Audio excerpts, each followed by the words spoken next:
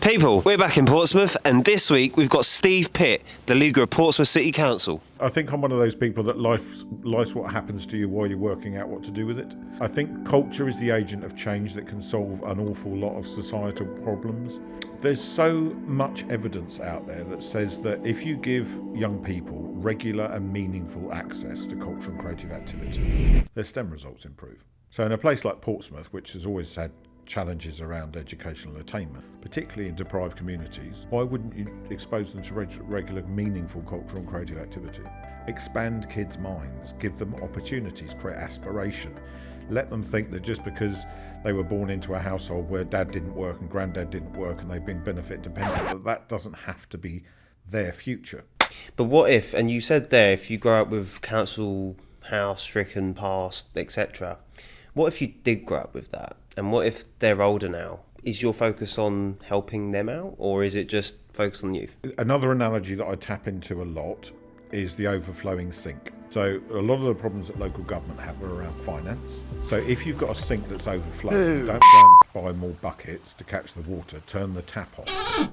But until we can get things under control with the massive expansion in cost that we're seeing by children needing to be taken into care or failing at school and therefore not going on to lead successful lives, becoming more dependent on the council for support. If you don't all address all of that source at the tap, then you're never ever going to solve these problems because there'll never be enough money.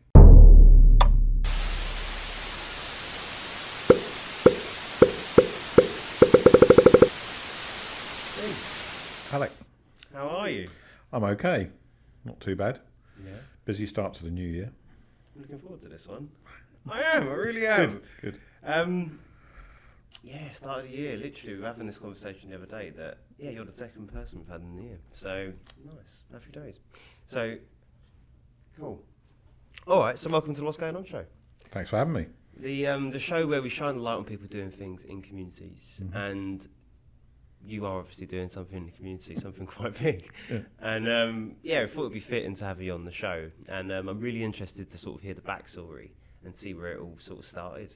So, cool. Little tradition we've got on the show is instead of me giving you an introduction, I'd like to just give it straight over to you.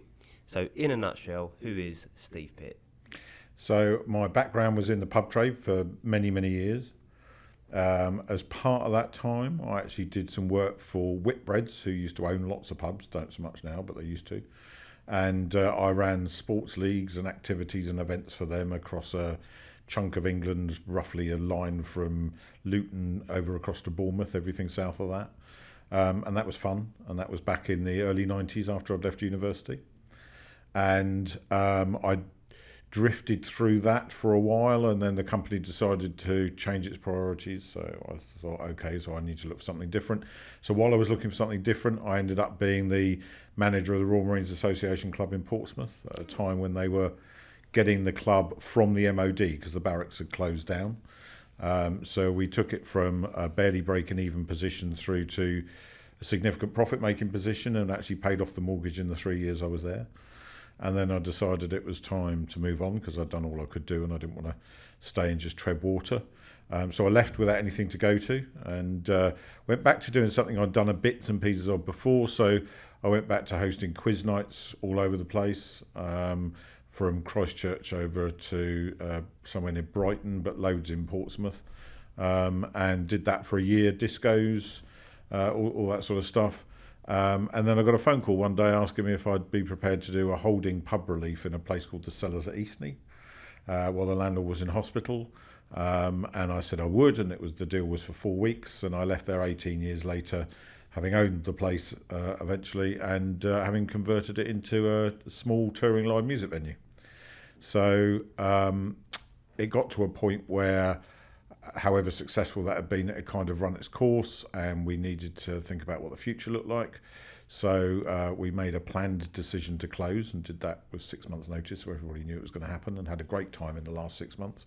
And then I thought, okay, so I've always done all this culture stuff. Throughout that entire period, I'd also been involved in professional theatre as a director, stage manager, promoter, marketer. So I'd done all that sort of thing and chaired the Culture Partnership since 2009 to about 2014. in the city and knew all the other partners and who were involved. And so I was looking around for something to do that would still give me that community contact across the city with the cultural community. And I thought, I could do that by being a local councillor and then continuing to do stuff in music and theatre. Well, I got elected in 2016, and in 2018, not long after I was back from a tour that I was doing with Chesney Hawkes, we regained control of the council. So I ended up being the cabinet member for culture at that point, which was a bit of a surprise, and deputy leader, and that was all in the space of 24 hours. It was quite a sudden thing that happened. And then in May last year, Gerald decided that he wanted to step down as leader. He'd done it on and off for 20 years. It's a long time. And so I ended up running the place, as I say. So I think I'm one of those people that life's what happens to you while you're working out what to do with it. And every time I get to a point where I feel like life is sort of becoming a bit mundane and slowing down, some other opportunities always come along, and I've ended up grasping that and going off in that direction. So I don't see this as the end of the road, it's just the current chapter. Wow. Okay, so you've had a eventful life up until now. Yes, I've done lots of mad things in my life, all of which I look back on fondly. However, at the time, they weren't all as enjoyable at the point that I decided to exit them as they might have been at the point I decided to enter them. Okay, interesting. So you've done a lot with culture and community your whole life, and now it's sort of come into one in a nutshell, and now you're the leader of the council. Yeah. It's crazy, yeah. So, okay, cool. So, taking us back then, where did it all start? Portsmouth lad? Yes, very much so. Born and bred. Went to Corpus Christi Roman Catholic School in North End, and then from there to St John's College, which is sadly no longer with us, on a scholarship. And that's where I got into. I was vice chair of the Politics Society, and I was part of the Debating Society, and I was stage manager of the school theatre, and I directed the school production. So a lot of the ingredients that have served me in good stead in the rest of my life, I definitely owe to my secondary school education. I was very lucky to have it, and met some amazing people, some big name politicians back then. Was always fascinated by politics, but then sort of buried that in the background a bit, because if you're in a public-facing role where you are interacting with lots of different communities and by definition therefore lots of different political attitudes, it's best not to wear your politics too much on your sleeve, because that's not helpful to business. So I'm a Liberal Democrat now. I always have been a Liberal, going back to before the Liberal Democrats even existed, but it was very much a back burner thing, but very much an interest. Always stayed up to watch elections, by-elections, all that sort of stuff. So that's where the origins are. Okay. And what was that? Why was you always interested in politics, though? I think I'm interested in how people make change happen. And I've always been interested in what I think's wrong and trying to find ways to fix it. I guess I'm one of those people that in the world before social media, I would be one of the people sitting looking at the telly going, for goodness sake, if you keep doing that, if you keep doing what you've always done, you'll get what you always got. Why don't you try something different? And, you know, I lobbied loads of politicians. I was actually quite well known for lobbying the Liberal Democrats in Portsmouth when they were in administration, because they were making cuts that they had to because of reduced local government funding. But I used to go and fight the corner for culture and say, you know, culture does matter. I know it's become a bit of a joke, but I parody the Dirty Dancing quote, "Nobody puts culture in a corner." And I passionately believe that, because I think culture is the agent of change that can solve an awful lot of societal problems, economic problems, and the passion in that found a political outlet, I guess, eventually. And when the opportunity presented itself to turn all that political interest for a very long time into something practical, I took it. Interesting. So you think what do you mean by that then, with culture, that it can feel that change? There's so much evidence out there that says that if you give young people regular and meaningful access to cultural and creative activity outside of a school setting as well as in a school setting, their STEM results improve. So in a place like Portsmouth, which has always had challenges around educational attainment, particularly in deprived communities, why wouldn't you expose them to regular, meaningful cultural and creative activity? And unfortunately, the national curriculum and budgets and pressures on time for teachers limit that really severely in a way that I just feel the evidence is not, they're not being allowed to follow the truth. And the truth is, expand kids' minds, give them opportunities, create aspiration. Let them think that just because they were born into a household where dad didn't work and granddad didn't work and they've been benefit dependent, that doesn't have to be their future. I think if I trace this back to when I was interviewed, because all political parties interview their prospective candidates to make sure they're not mad, and sometimes they find out that they are, and sometimes they don't, they get elected. But I was asked a very specific question, which was, what would success for you look like if you were elected and you served 4 years as a local councillor?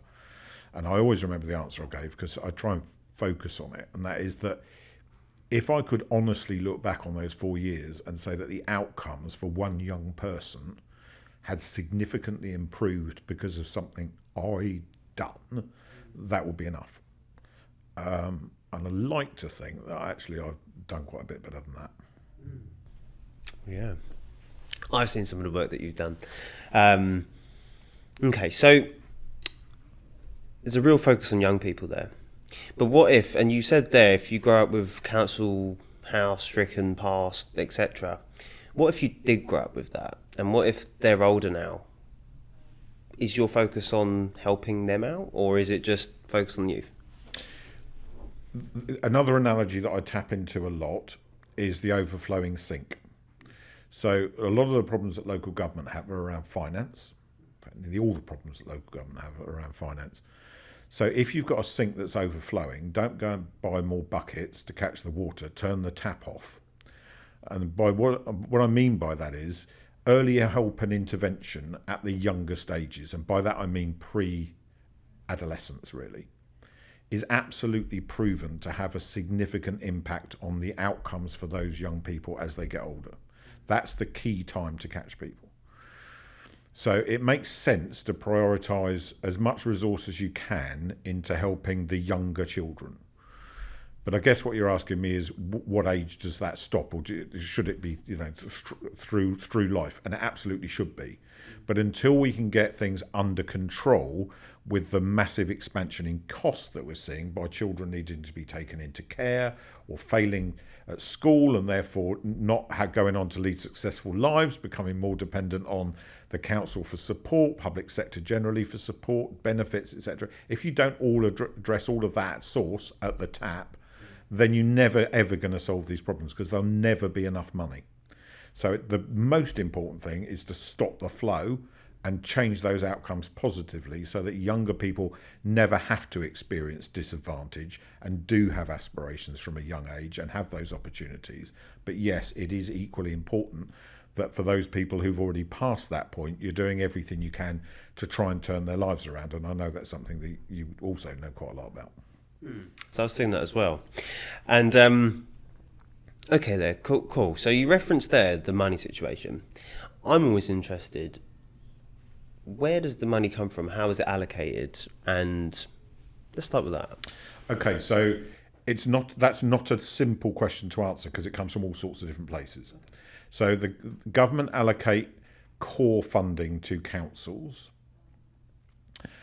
through a grant that they calculate depending on need for each local area. So every council doesn't get the same amount of money per person. It doesn't work like that. It's based on a formula. And it's different for upper tier local authorities, which is what Portsmouth is, because we're a unit. This is where it starts to get a bit language heavy, I'm afraid. Unitary council, which basically in a nutshell means that we deliver all services to local people. Whereas if you live in Havant, Gosport or Fareham, your borough council, your local council will deliver some bits, and the county council will deliver other bits. The county council will deliver adult social care, children's social care, education, bigger transport issues, those sorts of things.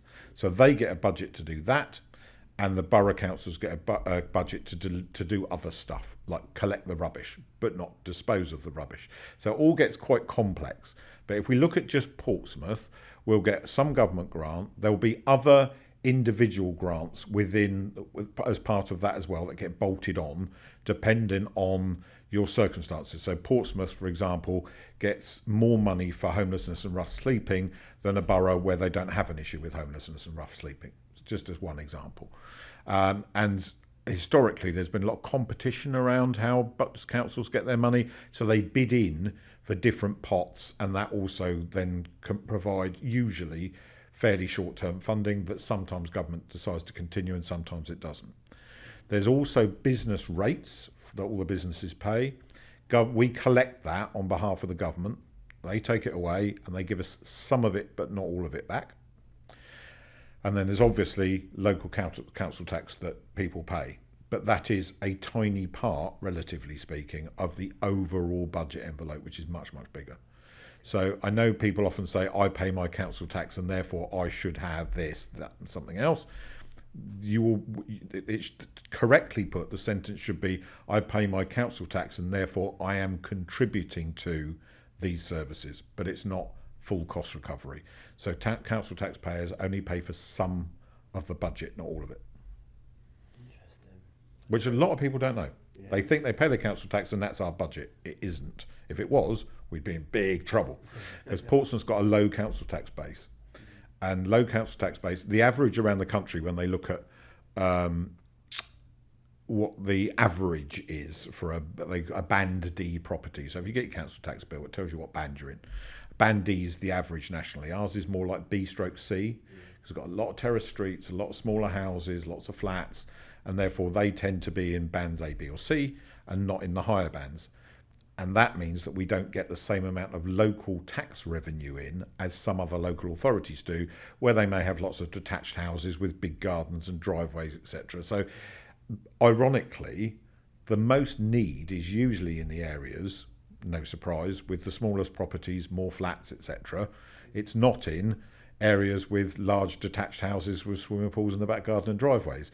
But those councils are raising more money in revenue from their council tax than places like Portsmouth per property.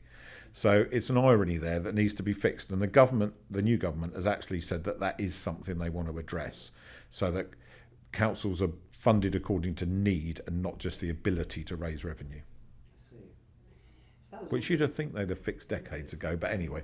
Right, yeah, that is interesting. So where then does the council sit in terms of the government? So obviously the government have the budget and they allocate the funding.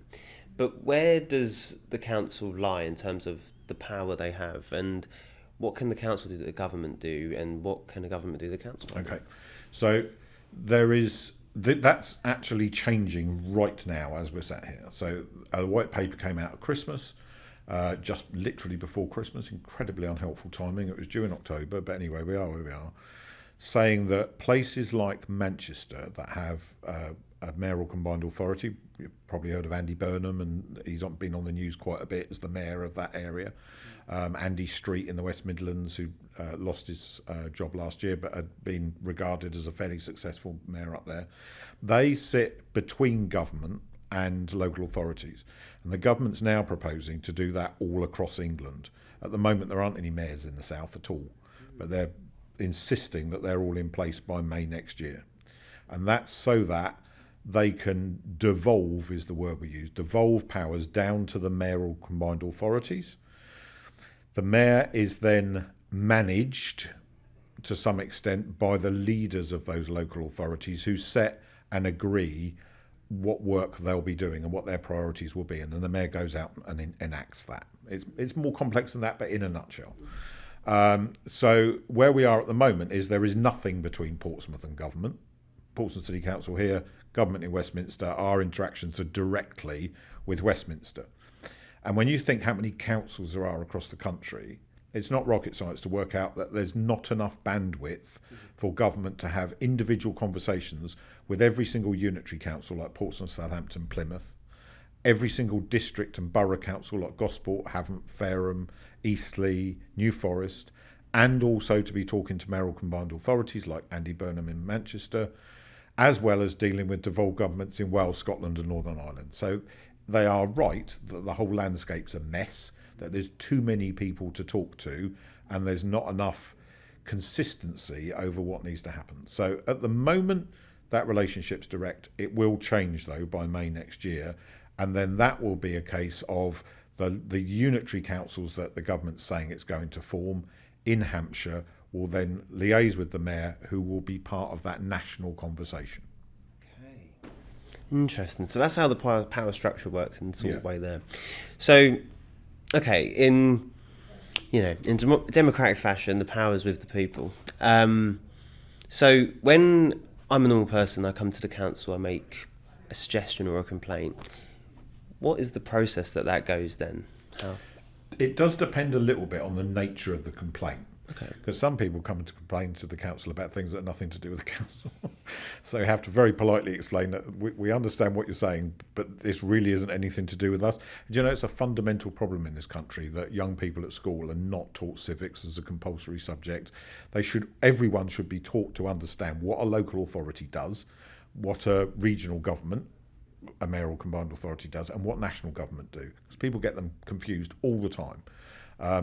If I was actually responsible and at fault for everything that gets blamed on me, I would do nothing all day, every day, other than fill in apology letters to people.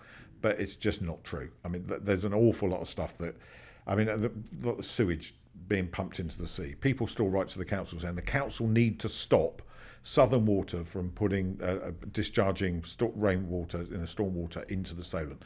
I agree. But the council can't stop it because the council doesn't have locus or any kind of direct influence over Southern Water. We just don't. I wish we did, because I would write to them and I would tell them to stop dumping stormwater into the sea. But I have done that. But they don't necessarily take any notice because they don't have to. So there's lots of stuff where people complain about things we can't directly influence. But that's not to say that we don't try to.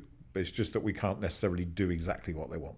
But if somebody comes in and says, I've got an issue with my council house and the repairs were due last week and the person didn't turn up, etc., then they will be directed to a help desk, and there are a number of those. But if they actually want to outright complain about something that the council's done and they want it registered properly, there is something called a corporate complaints process, and they're taken through stage 1, stage 2, stage 3 complaint. If they're not satisfied with the time it gets to stage 3, then they can refer it to the local government ombudsman, who will independently investigate. Doesn't happen very much, a couple of dozen times a year. And on the whole, the clear majority of those the council's view is upheld. Every single day I see people wanting a solution that I can't offer because it doesn't exist, or it's not within my gift or my power to offer it. And it can be really tricky explaining that to people, because very often they're right. It's not that what their complaint is about is wrong, that I disagree with it. It's just the fact that I can't do what they want me to do. And that gets people frustrated, and it's quite difficult to manage sometimes. But I absolutely understand why, because before I was a councillor, I used to be exactly the same. Why don't the council do that? But we can only do what we're able to do, and we have legal powers to do. So what is the council able to do? So we've got an awful lot of freedom and responsibility at a local level. So some of the things we do. So through our Public Finance Initiative contract with COLAS, we maintain all the roads in Portsmouth. And we do it despite what people think, we do it to a higher standard than almost anywhere else in the country. We regularly top the polls. We're in the top 3 or 4 for quality of our roads. They're very, very good. But that also involves things like extends beyond that to deciding where one-way streets go, because residents have asked for them, deciding where the double yellow lines go, maintaining roundabouts and all the infrastructure, the bridges that we have across the city, and there's a lot of it. It can be bus lanes, which we're doing loads of work on at the moment through national funding that we've received. So lots of stuff that's transport related, in trying to get people to use more active travel solutions and be less car dependent. Not because we're anti-car, but there are too many cars because everybody spends all their time moaning at us that they can't get around as quickly as they want to. So it stands to reason that the best outcome for them is to have less cars to compete with. So if we can persuade some people at least to not use their car and use public transport, we'd all be better off. We also have a very large council house portfolio. So we own, I think, about 17,000 properties across Portsmouth and Havant mainly. in the Lee Park area. So we have to manage all of those, which means all the maintenance and repairs and everything else that goes with them, wardens, housing officers that go and visit them, etc. So there's a huge amount of work goes on around that. That actually sits in a separate budget within the council. It's something called the Housing Revenue Account, which means all that money's ring-fenced. So all the rents that we get in get ring-fenced to be spent and reinvested back into council housing. So it's another misnomer that lots of people say, oh, I pay my rent and I'm subsidising X, Y and Z. No, you're not. Your rent is ring-fenced and it's reinvested back into all of the social housing that we look after. We empty the bins and we dispose of the rubbish. And lots of people seem to think that's the only thing councils do, by the way, is they fix the potholes, and not often enough, and they get rid of the rubbish. But actually we do vastly more.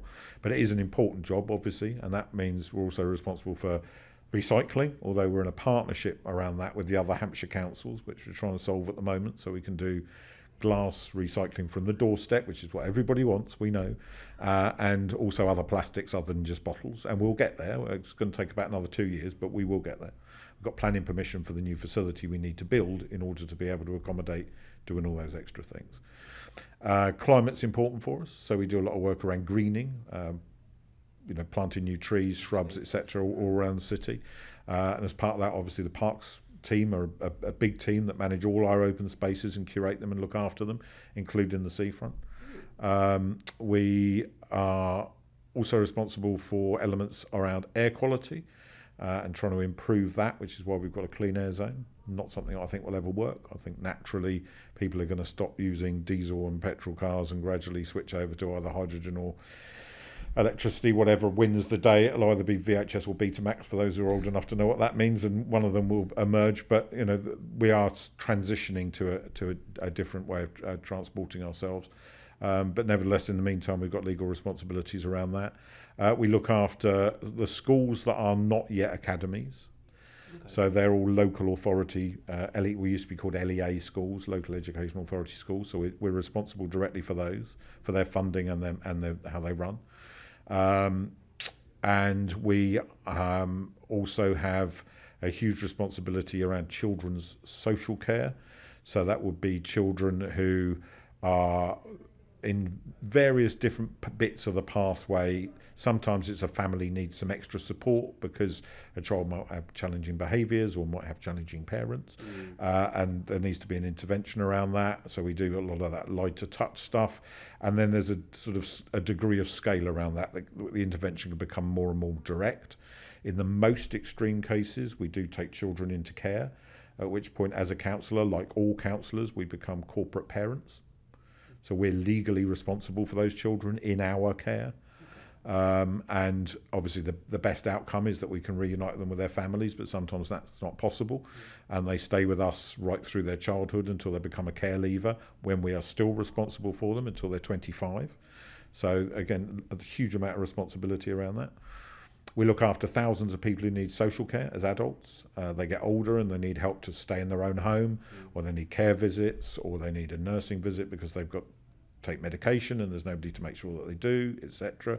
But also we operate our own care homes and we bring people into supported accommodation where we can.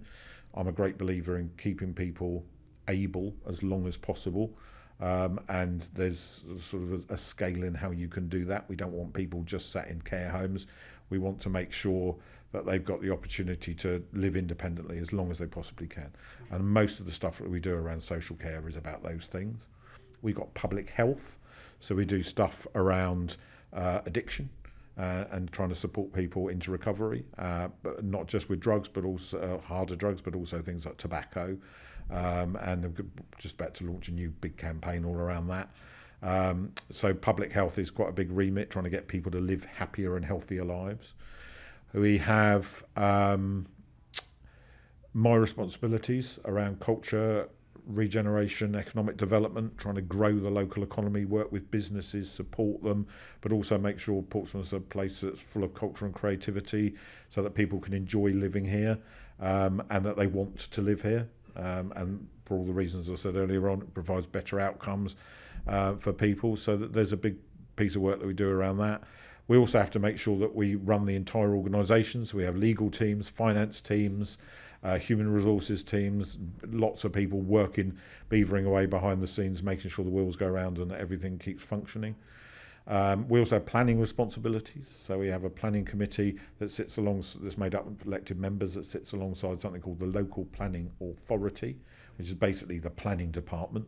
And that has to follow something called the National Planning Policy Framework that's linked to something called the Local Plan, which is what we would like to constrain within the national picture. So we get some influence over that. And therefore, there's loads of people putting in planning applications for everything from a loft conversion to an extension to gutting the house and reimagining it as something else or building something new. So there's all that responsibility as well. So, and we also do licensing, of course, for the taxi trade and pubs and all those other things. So there's a lot that councils do, more than fix the potholes and empty the rubbish. Fair enough. No, because that's always a burning question that I guess a lot of people want to have. What do the council do? So, okay, so since you've been, that's interesting. You're the culture head. Yeah. So since you've been leader of council or part of the council, how have you seen a change in the culture? Not in the culture, but what is on offer in terms of culture and community? Okay. When I came into the role in 2018, some stuff had been going on. It wasn't all bad, but there wasn't enough focus on working in partnership with the local cultural and creative community to make things better. There was very much a kind of a small C culture in the city that you only went to the council to say, please sir, can I have some more type thing. And it was always, why can't the council do this? Why can't the council do that? So before I got into the role, when I was opposition spokesperson, I did meet with the person who the council had contracted to do a sort of feasibility around something that's now emerged as Portsmouth Creates, which is a strategic organisation. And my view was, you can't, because local government finance continues to decline and has done for a very long time. Whichever government's in power will always dress it up and say, "Oh, we've put more money into this." No, you haven't. You've partly plugged the gap that's grown this year. Is the best that happens. So if we've got diminished resource, how do we use that resource most effectively in order to get something to change? So we worked with Victorious Festival and the Arts Council and the university, and we put seed funding into Portsmouth Creates to get it going. And from there, it's developed and grown and is continuing to extend its influence, not as a delivery organisation, but as a facilitator and an enabler that the council then can sit alongside and help as well. So I'll give you an example. When we came out of the EU, the government, remember the 350 million on the side of a bus? Never existed. We never got that back. We used to get money every year from the EU for a whole bunch of different things, and some of them were cultural related. When that money disappeared, the UK government said that they would replace it with new funds, part of the £350 million on the side of the bus. And they set up something called the UK Share Prosperity Fund, which was nowhere near as much as we had been getting, but it was better than nothing. So I took £30,000 out of that last year and the year before and put it with Portsmouth Creates so that they could give match funding grants to cultural and creative practitioners in the city who are bidding for other money, usually to the Arts Council. So that £30,000, because of the way that we used it, putting it with Portsmouth Creates, encouraging people to bid in and be supported by the Creates team to get the best bids written and really up our game around the quality of what we were submitting, that turned that into over £250,000 worth of inward investment in 1 year. Wow. So it's not necessarily about the amount of money, it's about how you use it in such a way as to try and get loads more back for the small bit you put in, and that's what's been so effective. So that's been the fundamental change, is that we've gone from the parent-child relationship between the sector and the council to the council standing alongside the sector with the cooperation and invaluable support of Portsmouth Creates to enable the community to fly, because it always had the potential to do it. I remember a conversation I had with the regional director of the Arts Council, and it came just after we had been quite unsuccessful in a national funding round called the National Portfolio Organisation bids. It's where you get multi-year funding from the Arts Council, and we'd done badly. We, a couple of MPOs, that was it, and I was really frustrated. And we had a really tough meeting, and I said, the problem is from the national funders is that because we've been so unsuccessful so many times in attractive funding that you've stopped looking at us. But that doesn't mean to say we don't have a vibrant cultural scene. It just means we're getting on and doing it without you. So perhaps you could spend some more time coming to Portsmouth, learning more about what actually makes us tick and what we're really all about. And I think you'll be quite surprised. So they actually took me up on that offer and started to spend much more time here, and they were quite shocked at what we were doing that they didn't know about. An example I used is I said, if I told you that there was a professional theatre company in Portsmouth that's put on over 50 productions over the last 15 years and has never lost money, it survives on its own wits, but it's never applied to the Arts Council for any money, it delivers new work, works with local writers, etc., and set the scene for them around that. I said, what would you say? And they said, well, we had no idea. I said, that's my theatre company I'm talking about. So if you don't even know what I do, maybe you don't know that much about what Portsmouth's doing. And it's worked. And they've spent, to be really fair to them, they've been amazing. They've spent loads more time here. We've had a lot of commitment and support from them, and it's paying dividends. So I think that's been the change. Okay, interesting. So what is your theatre company, just out of interest? Yeah. It's called New Apollo. Okay, and whereabouts is it based? In Portsmouth? So we often do shows at the Square Tower, yeah, but we've also done them at the South Sea Cinema and Arts Centre, in the Round Tower, at the Wedgwood Rooms. I've directed plays at the King's and the New Theatre Royal. And we've even done them in pool rooms in pubs. Yeah. So all over the place. That's very cool. Okay, so that's the change there. So as a councillor, or as part of local council, it seems that you have the power to make decisions and they are in effect in a few years. Mm-hmm. But as a councillor, what would you say is the most crippling thing that prevents you from, doing what you want to do? The money. We have lost, in the last 15 years roughly, all local authorities, not just Portsmouth, we've lost around about half of our controllable spend. So when we were talking earlier on about social care and education, those things, a lot of those things are what we call statutory. So you have to do them. You don't have a choice. They are compulsory. The government requires you to do it. And one of the really challenging things I found coming into this job, having worked in business commercially for decades, is that when you set a budget at the start of the year, you can't choose to stick within the budget. So you can't say, well, that's all the money we've got, so that's all we can spend, because there are statutory services that require you to deliver them, whether you like it or not. So I'll give you an example. Before COVID, a child with complex needs, and by that I broadly mean a child at risk of harming themselves or others, so a really complex young person who needs a lot of help, would cost a local authority between £7,000 and £17,000 per week. A lot of money, but manageable.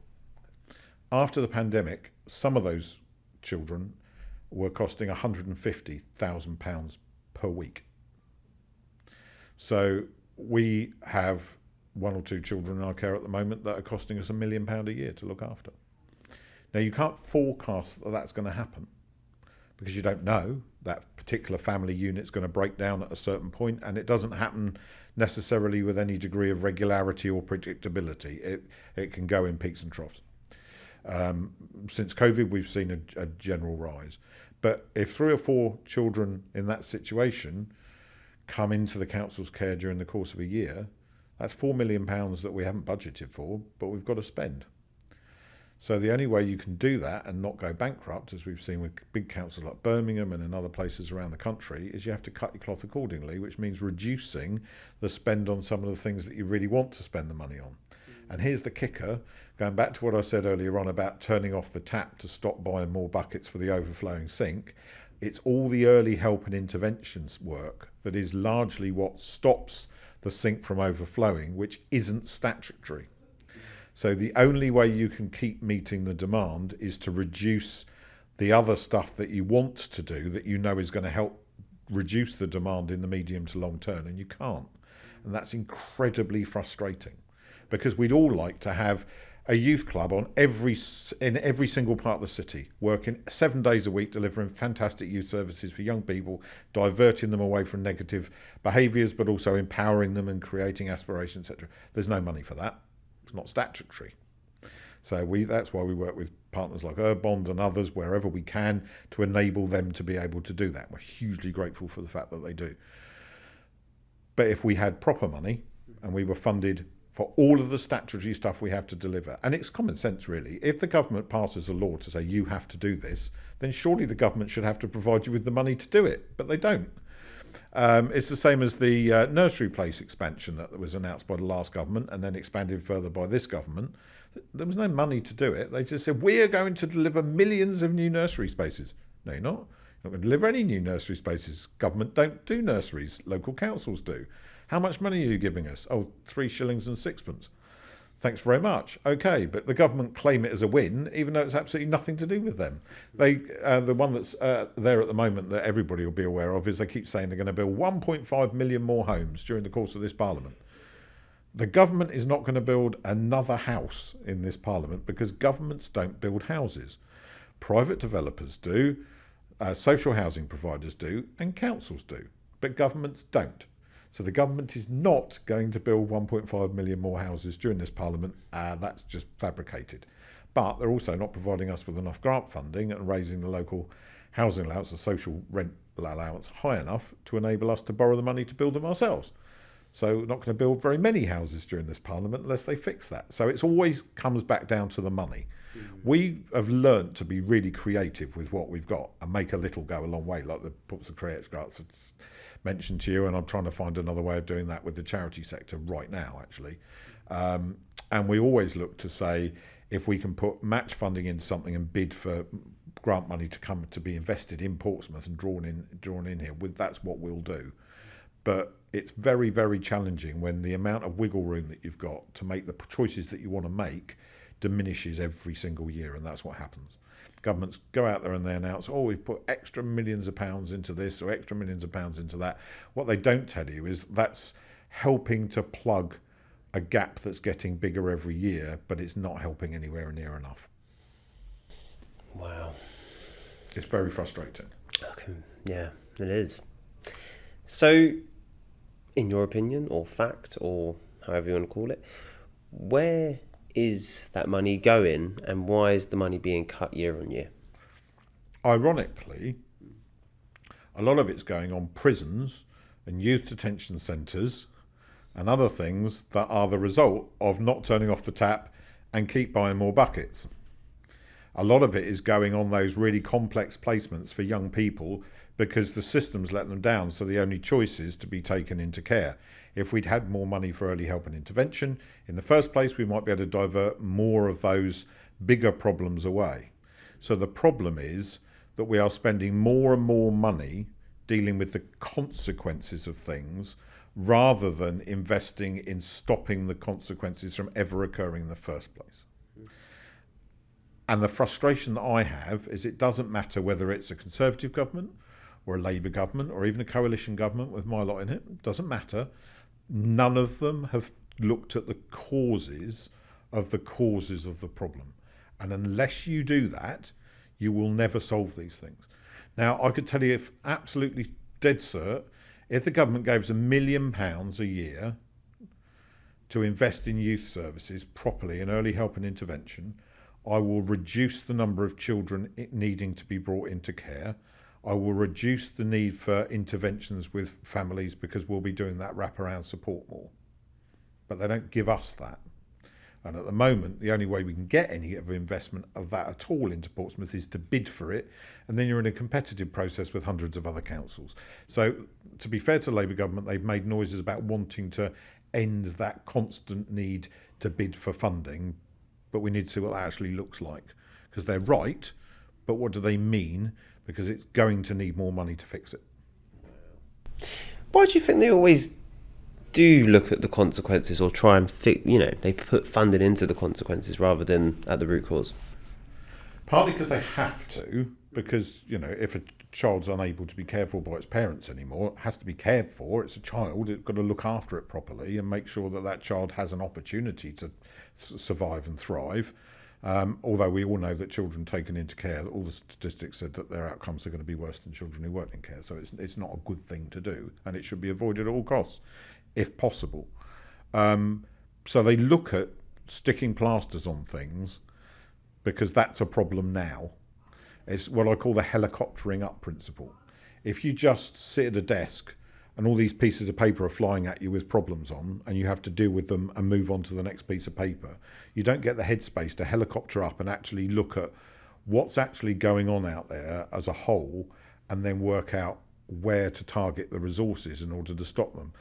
And governments tend to be very vulnerable to people who shout the loudest. So somebody will go in, get access to ministers, even the Prime Minister, and lobby very, very hard for their solution to be the solution.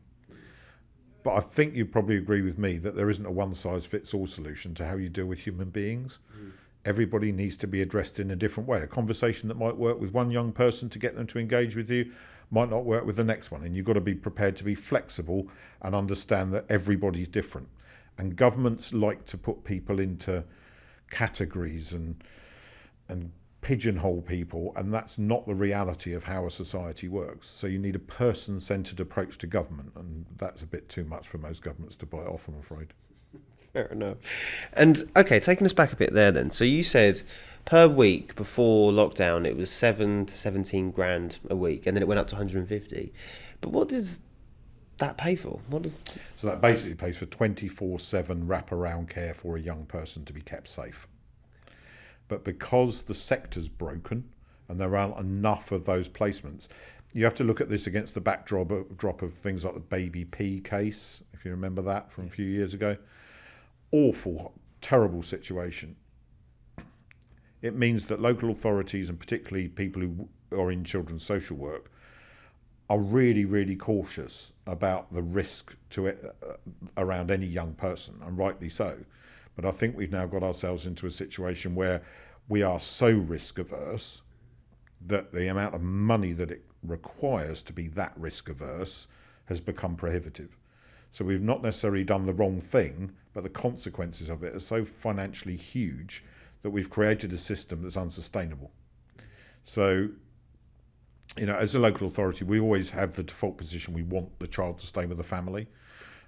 Because we know that's going to produce a better outcome, even if it's a dysfunctional family, even if there are things wrong with it and there are issues there. It's better to work with the family than take the child into care. But sometimes, not so much here, but certainly in other councils and other places around the country, you'll find that the culture is the risk avoidance piece, and that then creates demand for those complex placements. And because we live in a market place where councils have to buy in those care packages, and there's limited social workers prepared to take the risk of putting themselves in an environment to work with those complex young people because of the potential consequences if anything went wrong, it stands to reason that the costs of that have gone up and up and up and up. And when you're relying on the private sector to do what should be purely done by the public sector, but it can't be because we're not funded properly to do it, then you end up with something where there is so much demand for so little capacity, the prices go through the roof. Wow. And there's no cap on the cost. Okay. So if, it literally could keep going up and up and up and up. So it needs to be fixed. Wow, because you can't even say what could the people do. It's what those in power could do, really, or is it? Well, yes and no. I think we've changed as a society. And back in the 80s when I grew up, I remember it was a paraphrase, but it was much misquoted thereafter, when Maggie Thatcher was alleged to have said there's no society, only individuals. It's not true. But I do believe we're living in a society where we are, and I think COVID's probably played a role in accelerating this, where civil society as a thing, as a people feeling that they're bought in and invested in their communities, and they have some responsibility towards their neighbours and their friends and just people that they encounter on a day-to-day basis. The sense of responsibility around that's diminishing, and it's become quite adversarial, and social media's got a massive part to play in this, when othering and people being blamed for things that are absolutely nothing to do with them at all, and people picking out whatever weak segment of society it is that they can drive people towards hating, absolutely drives me mad. But that has become an issue. So we need to try and remind ourselves that we are not on the planet on our own, and that we can all do a kind thing, and that we don't have to be rude and offensive to people, and that if somebody says hello to you in the park, you could say hello back, and that just because somebody's walking a dog doesn't mean it's automatically going to poo and not get picked up. So don't scream at people when you haven't even seen them do anything wrong. These are things I see every day. Yeah. That thing about being kind and actually trying to understand each other more and have empathy with each other as human beings is what's supposed to make us human beings and different to other animals on this planet. And I think we're beginning to forget that. We're getting very angry with each other. So all of that inevitably breaks down the cohesiveness of communities. And it means we're not looking out for each other in the way that maybe we used to, which means that inevitably those people who feel isolated and lonely, or are concerned or have mental health issues, they revert to the state, and therefore on a local level, a local authority to help them. Whereas mutual support, self-help, those sorts of things produce better outcomes, because the person seeking that help will be less anxious because they'll be doing it amongst their peers rather than walking through the front door of a council's offices or appealing for government support. It's one of the reasons the pantry project that we have around Portsmouth is so important. So we've got one in Cosham, one in North End, there's one in St Margaret's Church in Milton Eastney area, there's one at the Somers Town Hub. So these pantries are enabling. Rather than you going to a food bank and getting a carrier bag of food that they give you, they stock products and you have a choice on what you choose, and you pay a small amount of money, but not what you'd pay in a shop. So on average, you pay about £5 for £15 worth of shopping. But that saved that family £10 that week. And for lots of people on the margins, that can make a big difference. £40 a month additional back into the household, and you're not having to compromise on the items that you're choosing, means that family don't feel that they're dependent. They've still got that opportunity to make those choices for themselves. And I'm a big fan of that, because what tends to happen, and it's quite soft in how it happens, it's very organic. The family will go and join the pantry, and for the first 2, 3, 4 weeks they'll go in, they'll do their little shop, they'll say hello, they'll pay the money and they'll go. But if they've got underlying that, there's debt issues, or there's mental health issues, or there's anxiety about another member of the family and how they're needing to care for them, they'll naturally start chatting to the volunteers who work in these pantries. And those volunteers know how to signpost them to help, which is much less intimidating than it is to just say go to the council, because somebody that you've developed a rapport with is able to have that conversation with you and build your confidence, and even potentially in some situations make a phone call for you to try and get you that extra support. And that to me is a really good example of where pretty small amounts of money that the council puts in to support the purchase of food and that around that food network in the city empowers those community volunteers to actually be there for other members of their community, and we just help rather than having to step over the top of that and be at the front door. Yeah, no, that just makes sense. So you're saying it starts... That is interesting though, because I hear that from a lot of people that, since doing this show and outside of it, I've heard times have changed. People aren't as nice as they would be. People don't give sugar to their neighbour anymore, that old one. And yeah, I mean, so going forward then, I guess, how can people actually start doing that? Even because they've lost all faith, I guess, in local council. There's that voter apathy. I mean, fortunately, they haven't really lost their faith in local authorities, because in polls it comes back that people tend to trust us even more than they trust the police. Okay. They've definitely lost faith in national government. And I think a lot of this started back when we had the expenses scandal back, quite a few years ago now. People were claiming expenses for a duck house in their moat outside their country pile and all this sort of nonsense. And that kind of started the rot. And I think it's continued from there. I think it's very much been a late 80s onwards phenomenon that's changed during my lifetime. And once you start to lose confidence in government, and you don't believe that people are being elected as politicians to do the right thing for their communities and for their country, then you think, well, if they're not, I'm on my own, I've got to look out for myself. The whole point of democracy is that you are able to trust in the people that you voted for to help look after you, to do those essential things that you as a country value, writ large in the NHS, for example. But when you then see successive governments of all political colours failing to deal with those big systemic problems, and they're riddled along the way with various scandals, and it starts to tarnish all of that. And I think that has happened quite a lot over the last couple of decades. Can you get away from that and back to a better way of doing it? Yes, you can, but that requires national government to be better. It requires our politicians to hold themselves to a higher standard on a national stage and not get embroiled in dirty scandals and unpleasantness. And actually be examples to their communities. Because at the end of the day, the expression community leader doesn't mean somebody who tells a community what to do. It means somebody who sets an example for a community and is able to draw on the strength of that community to provide leadership for the benefit of that community. That's fundamentally what it is. So if you're not getting that nationally, that's a big problem. But localism works.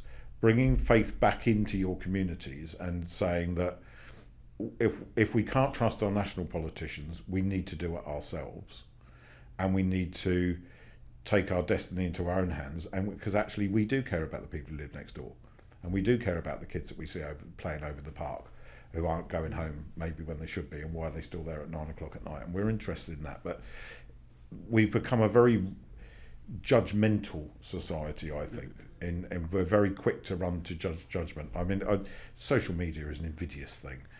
Some of the things that people jump on, and I know that's not true. Yet you've all accepted it as fact and run off in that direction at 100 miles an hour to go and judge somebody. And I absolutely know that that's rubbish.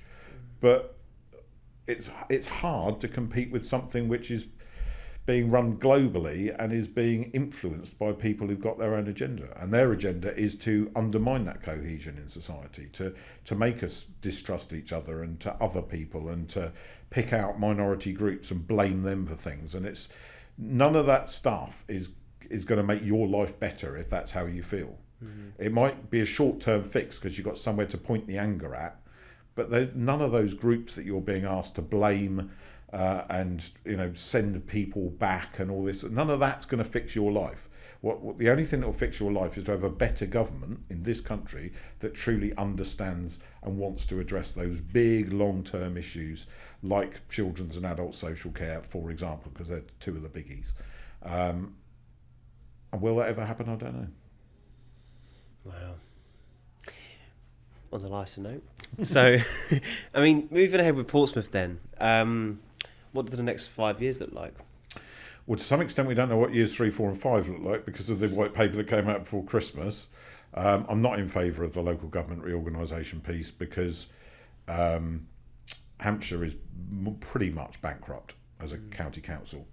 And it doesn't take a genius to work out that if you chunk that up and give a big chunk of that responsibility to Portsmouth, that we might be bankrupt on the day one of this new council being formed, and I'm absolutely determined to fight that. But the next couple of years, this year we've got our year of literacy in Portsmouth, our year of literacy and literature. Loads of literary heritage here through Dickens and Doyle and Rudyard Kipling. It's just a few of the big hitters with links to Portsmouth. And we're going to sort of mobilise that, and also lots of our writers who are based here at the moment, many of whom are published. And go back to that principle that the single greatest life skill you can acquire is to learn to read, because it literally opens everything else up. It's all very well being good at maths, but if you can't read what the question is on the problem, you're probably not going to solve it. So it's definitely reading first. Rishi got that wrong. and we need to use this year as an opportunity to try and improve some of those results for people, but also to get people to fall in love with books and reading again, and expand their imaginations, and discover what a wonderful thing that is. So that's quite exciting. We've got Book Fest coming up in February, and then lots of literature-based events and activities and competitions, and even a world record, I think, that Portsmouth Creators have got in train. I think it's the biggest collective read ever, so I suspect it involves Fratton Park. So that's going to be fun. And then next year we've got the centenary of the city. Okay. So 100 years of Portsmouth being a city. Ironic at the point where we might no longer be a city on our own in a couple of years' time, so let's grab it while it's there. And we want to do lots of stuff around that. I think you're probably aware of the city vision that we've all talked about, and those city vision themes, city rich in culture and creativity, my favourite one, but city of easy travel, green city, city with a thriving economy, happy and healthy city, and a city of lifelong learning.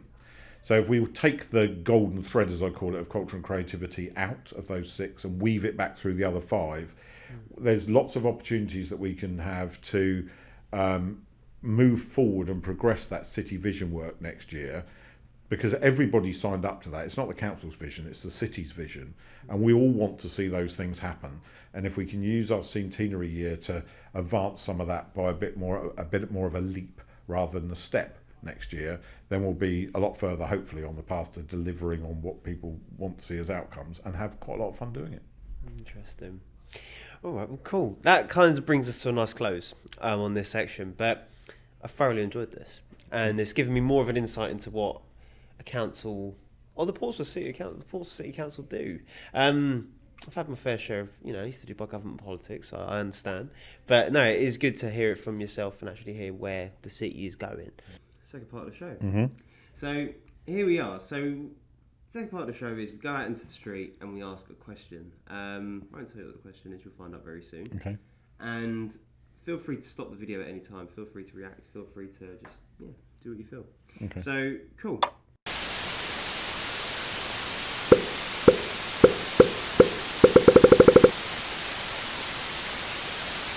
What do local councillors do? Not a lot.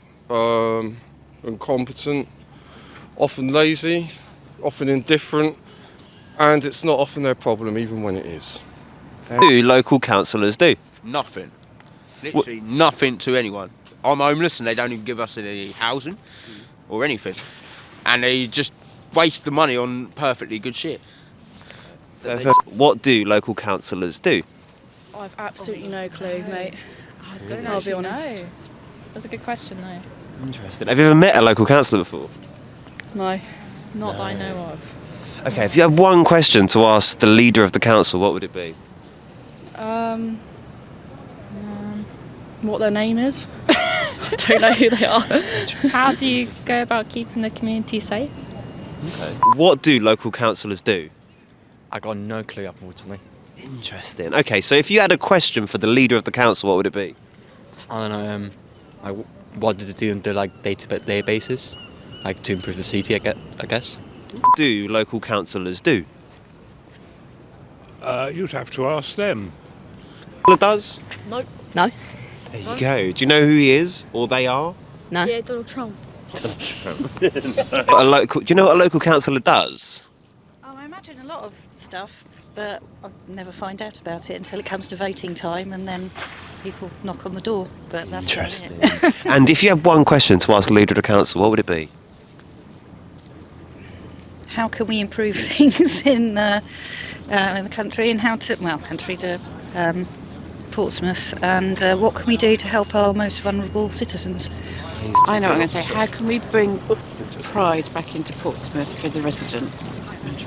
Because then we'd look at rubbish and pick it up and be a bit intolerant of the smell of dope everywhere. Yeah. So, local councillors do. Couldn't tell you. Interesting.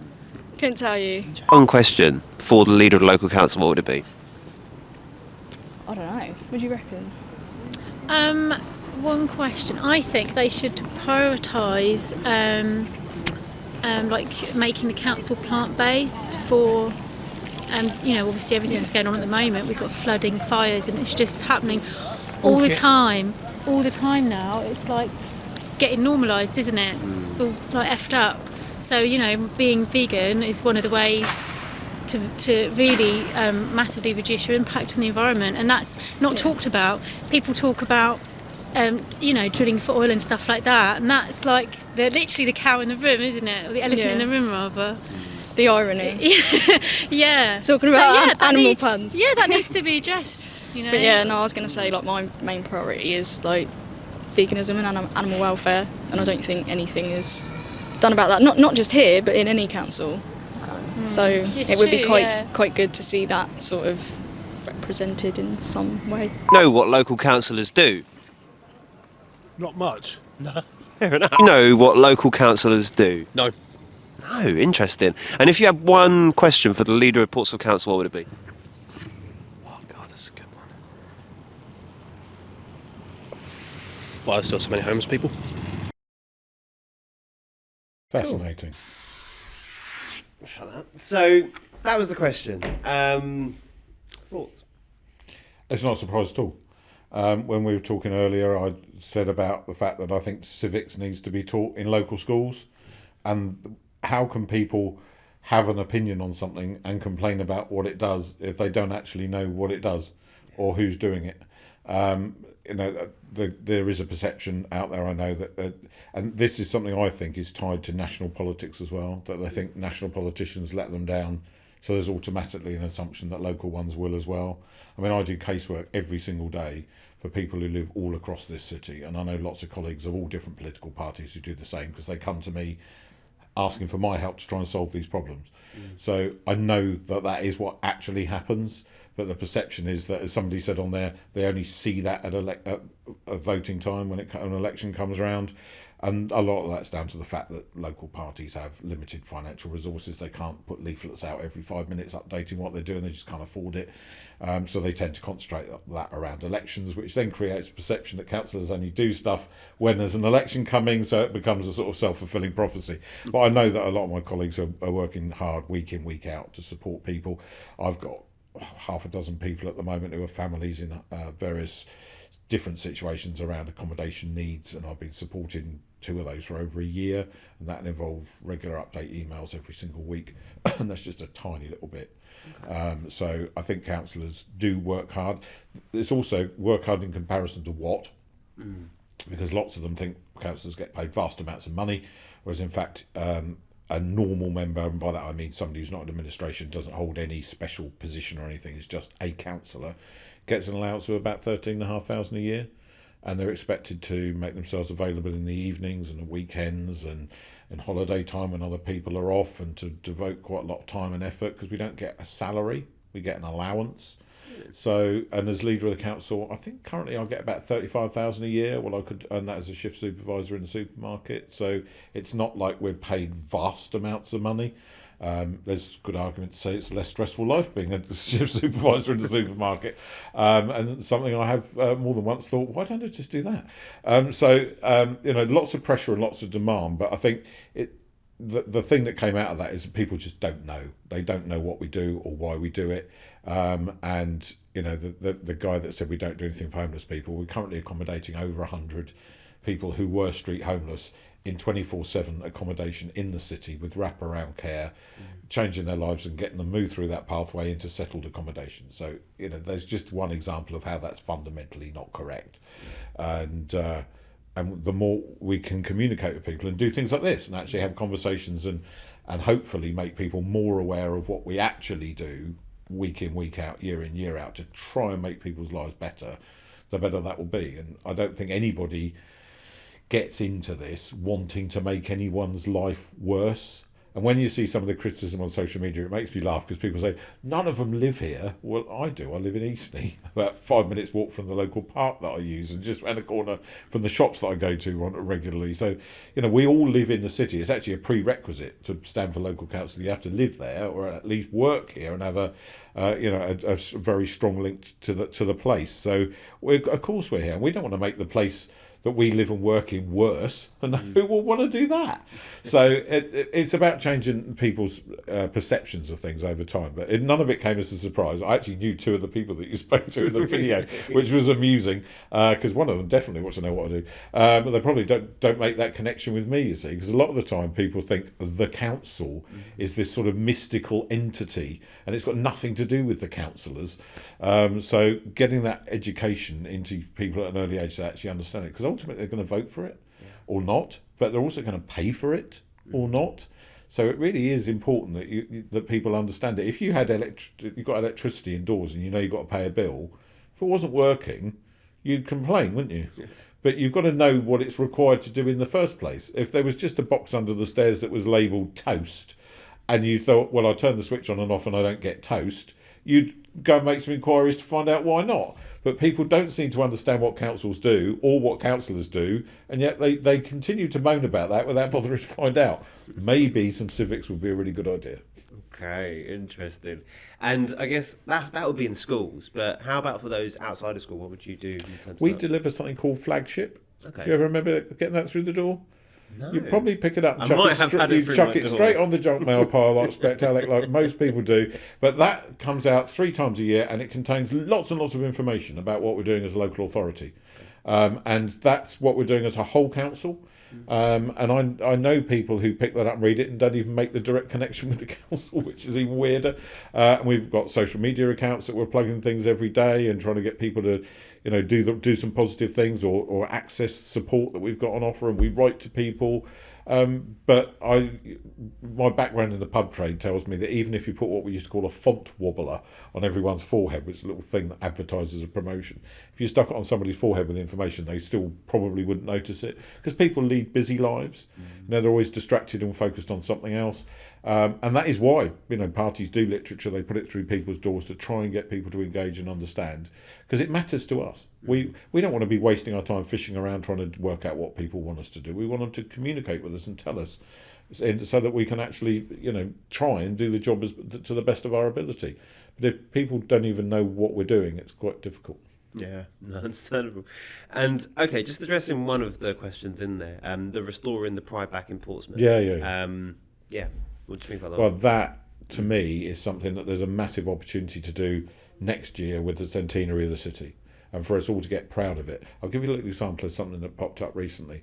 There was a thing that came out over Christmas where one of these websites that had put a report out, a table, and Portsmouth was at the bottom of the pile as the worst place to live in Britain. And it's a sort of parody website in a way, because they were saying, we've got no reason for this, we just don't like it. And like they say, it wasn't meant to be taken hyper seriously, but slow news period, and the news picked up on it and they ran the story. Now, if you read the Facebook comments, almost all of those comments from the people in Portsmouth were saying, yeah, that's right, it's rubbish, and it used to be so much better, and I'd rather live anywhere else, etc., etc. But then the Southampton Daily Echo ran the same story. And in their comments, everyone was saying that Portsmouth's better than Southampton. So, there is a perception that people in Portsmouth will always criticise Portsmouth until somebody else criticises Portsmouth, at which point they all gel together as one big, really tight, cohesive mass and says, how dare you be rude about Portsmouth?